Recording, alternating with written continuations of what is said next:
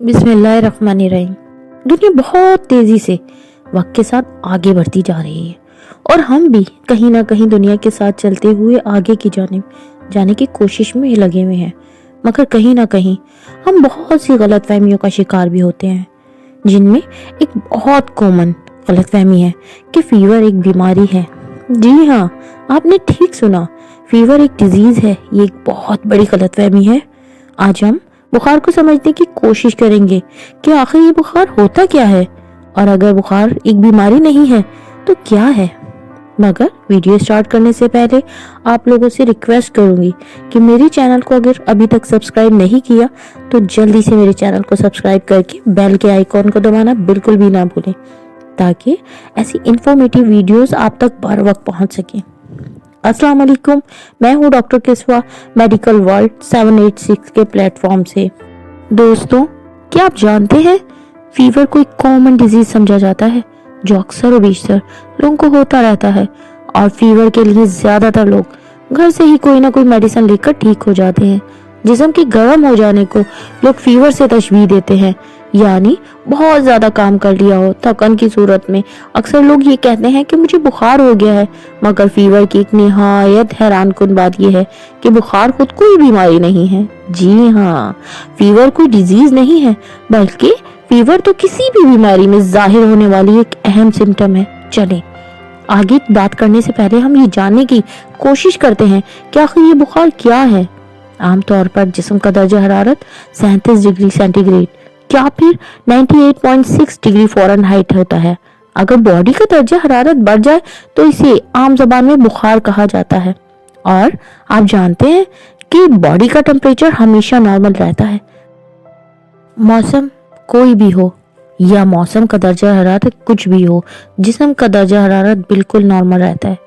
वैसे कभी कभी ये टेम्परेचर ठंडे मौसम में कम या ज्यादा हो सकता है, जैसे सुबह सुबह जिस्म का दर्जा हरारत अमूमन 1 डिग्री कम हो जाता है। ये एक बहुत आम सी बात है, लेकिन अगर ये दर्जा हरारत 99.6 डिग्री फ़ारेनहाइट हो जाए तो ऐसे सूरत में इसे बुखार कहा जाता है।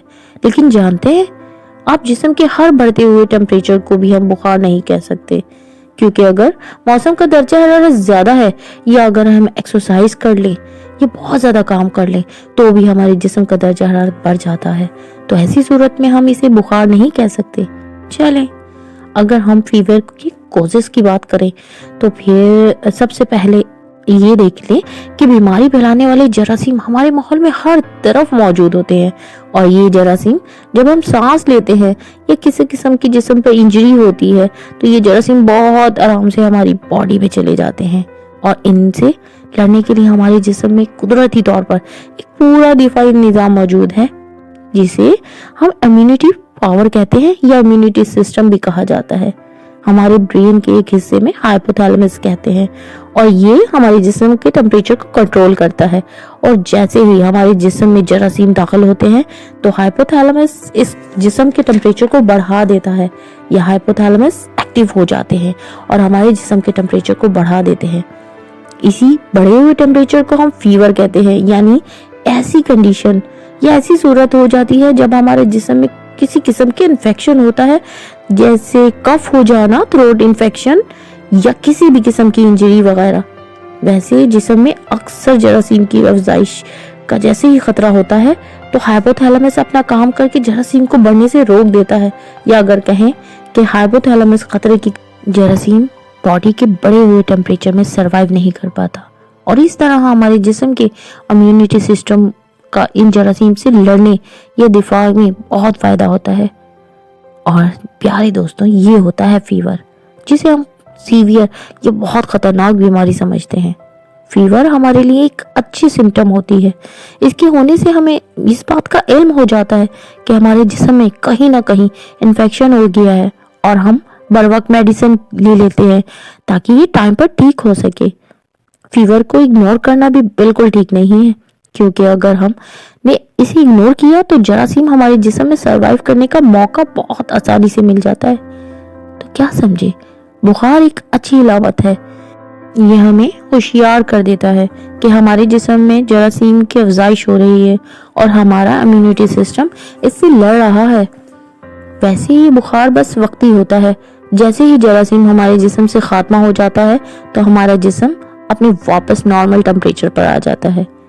ایک اور اہم بات، کبھی کبھی ہم یہ غلطی بھی کر لیتے ہیں کہ ذرا سا جسم کا باڈی ٹمپریچر زیادہ ہونے لگتا ہے یا ہمیں زیادہ لگتا ہے تو ہم فوراً میڈیسن لے لیتے ہیں، جبکہ بس تھوڑے سے آرام سے ہی ہم ٹھیک ہو جاتے ہیں۔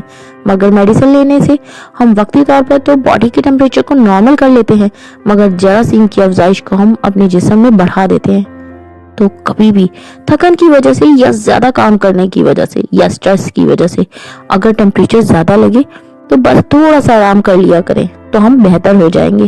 ہاں البتہ اگر باڈی کا ٹمپریچر زیادہ ہو تو ڈاکٹر کے مشورے سے ہی کوئی نہ کوئی میڈیسن یوز کریں۔ آخر میں ایک بات کہ ہمیشہ اپنا اور اپنوں کا بہت خیال رکھیں، کیونکہ زندگی تو بس ایک بار ہی ملتی ہے۔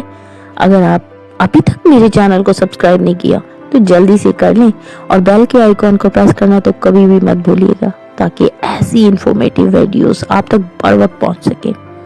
تو اپنا بہت سارا خیال رکھیے گا۔ جزاک اللہ۔ اللہ حافظ۔